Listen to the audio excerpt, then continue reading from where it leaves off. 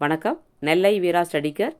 இன்றைக்கி பார்க்க போகிறது 9th ஜியாகிரஃபி தெரிந்து கொள்வோம் பகுதியிலிருந்து 5 மற்றும் 6வது இயல்கள். சூழ்நிலை மண்டலத்தை பற்றி படிக்கக்கூடிய அறிவியல் பிரிவுக்கு பேர் சூழலியல், எக்காலஜி.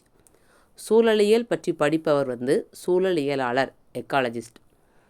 ஒரு சூழலியல் பிரதேசத்தில் 70% மேலாக ஓரிடம் சுயமான வாழ்விடத்தை இழந்து விடுமேயானால் அவ்விடம் கவனத்தில் கொள்ளப்படக்கூடிய ஒரு வள மையங்களாக, ஹாட்ஸ்பாட் வள மையங்களாக கருதப்படுது. அப்போ ஒரு சூழலியல் பிரதேசத்தில் 70%க்கும் மேலாக ஓரினம் சுயமான அந்த வாழ்விடத்தை இழக்கும்போது அது ஒரு ஹாட்ஸ்பாட்டாக மாறுது. இந்தியாவின் இமயமலைகள், மேற்கு தொடர்ச்சி மலைகள், இந்தோ பர்மா பிரதேசம், சுந்தா நிலப்பகுதி போன்றவை வளமையங்களாகும். அப்போ ஹாட்ஸ்பாட்ஸ் இமயமலை, மேற்கு தொடர்ச்சி மலை, இந்தோ பர்மா பிரதேசம், சுந்தா நிலப்பகுதி.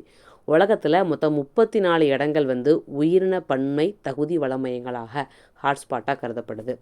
அடுத்து அகராதியை பயன்படுத்தி இந்த வார்த்தைகளினுடைய பொருள் விளக்கம் கண்டுபிடிக்கிற மாதிரி இருக்குது. ஜஸ்ட் அதை பார்த்துக்கோங்க.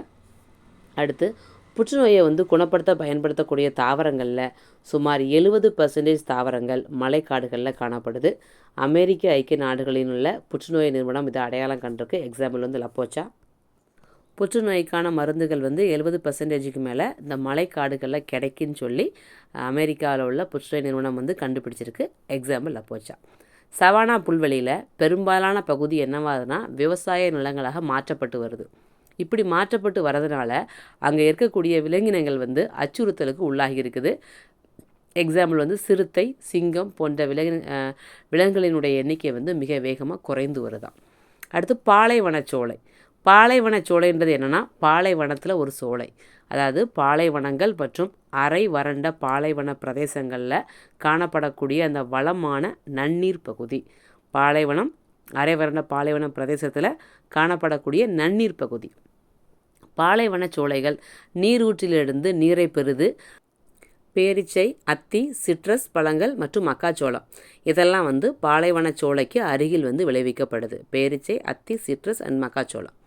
அடுத்து மித வெப்பமண்டல புல்வெளி. மித வெப்பமண்டல புல்வெளி உலகத்தில் பல்வேறு பகுதிகளில் வெவ்வேறு பெயர்களில் அழைக்கப்படுது.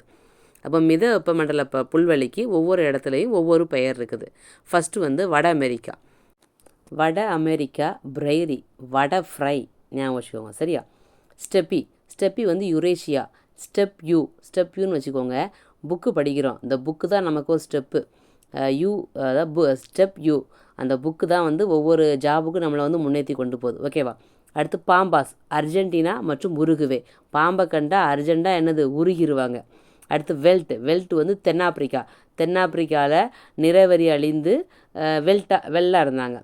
அது டவுன்ஸ் ஆஸ்திரேலியா. ஒரு ஆஸ்தியை டவுனில் வாங்கணும், சொத்தை டவுனில் வாங்கணும். கேண்டன்பர்க் நியூசிலாந்து.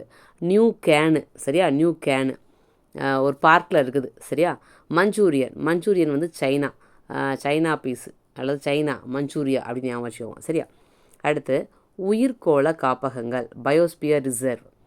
உயிர்கோள காப்பகங்கள் ஒரு சிறப்பு சுற்றுச்சூழ்நிலை மண்டலம் அல்லது தாவரங்கள் மற்றும் விலங்குகளை உள்ளடக்கிய தனித்துவமான பாதுகாக்கப்பட்ட ஒரு பகுதி.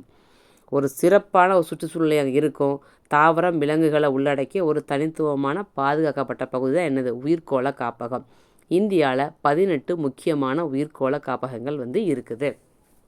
அடுத்து கிபி பொது ஆண்டு 1972ஆம் ஆண்டு ஸ்டாக்ஹோம் மாநாட்டில் மனிதன் சுற்றுச்சூழலை உருவாக்கி வடிவமைக்கிறான் என அறிவிக்கப்படுது, சரியா.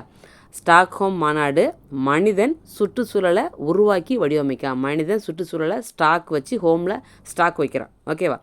1972 ரியோ டி ஜெனீரோ நகரில் 1992ஆம் ஆண்டு ஒரு புவி உச்சி மாநாடு நடக்குது.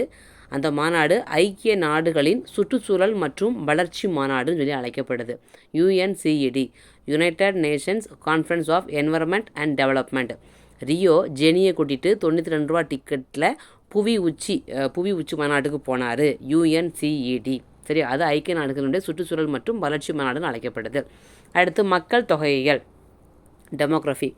பழங்காலத்தில் கிரேக்க மொழியில் டெமோஸ் அப்படின்னா மக்கள், கிராஃபிஸ்னால் என்ன, கணக்கிடுதல் அப்படின்ற மீனிங். எனவே மக்கள் தொகையியல் என்பது வந்து புள்ளியியல் முறையில் மக்கள் தொகையை கணக்கிடுவது.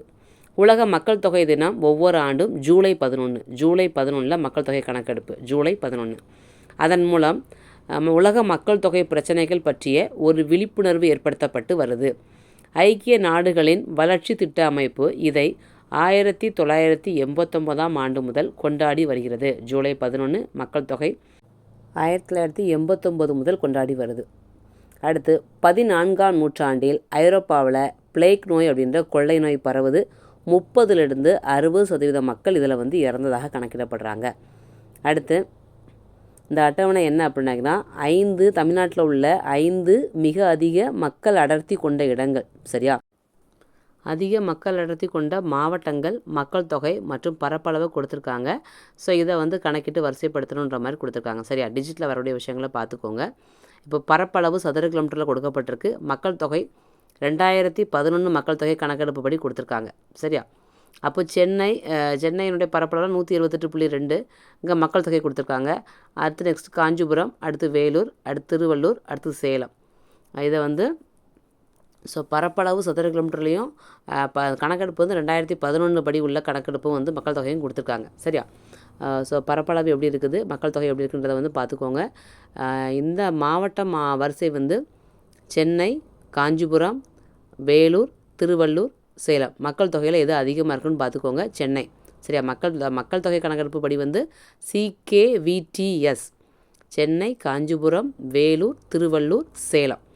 அடுத்து அதிக மக்கள் தொகை மற்றும் குறைந்த மக்கள் தொகை.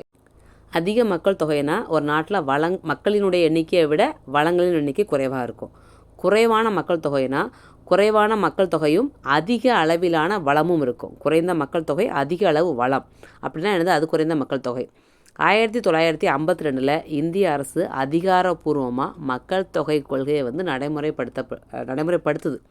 இப்படி ஒரு கொள்கையை வந்து மக்கள் தொகை கொள்கையை வந்து முதல்ல அறிவித்த நாடு வந்து இந்தியா தான். பல்வேறு குடும்ப கட்டுப்பாடு திட்டங்கள் மூலமாக மக்கள் தொகையை வந்து மக்கள் தொகை வளர்ச்சியை வந்து கட்டுப்படுத்தி வருது. டமாஸ்கஸ் வந்து உலகின் மிக பழமையான மக்கள் தொடர்ந்து வாழ்ந்து வரும் ஒரு நகரம். பழமையான நகரம், உலகின் மிக பழமையானது ப்ளஸ் மக்கள் தொடர்ந்து வாழ்ந்து வரக்கூடிய நகரம். 11,000 ஆண்டுகளுக்கு முன்பு இருந்து மக்கள் இங்கே வாழ்ந்து வராங்க. 11,000 வருஷத்துக்கு முன்னாடி. டோக்கியோ உலகிலேயே மிகப்பெரிய நகரம், 38 மில்லியன் மக்கள் தொகையை கொண்டது. உலகத்திலே மிகப்பெரிய நகரம் டோக்கியோ, 38 மில்லியன் மக்கள் தொகையை கொண்டது. 2016ஆம் ஆண்டு யுனெஸ்கோ மெர்சர் தகவல் படி மக்கள் சிறந்த வாழ்க்கை தரத்தை பெற்று வாழ்ந்து வருவதில் வியன்னா முதலிடம், சூரிச் 2ஆம் இடம்.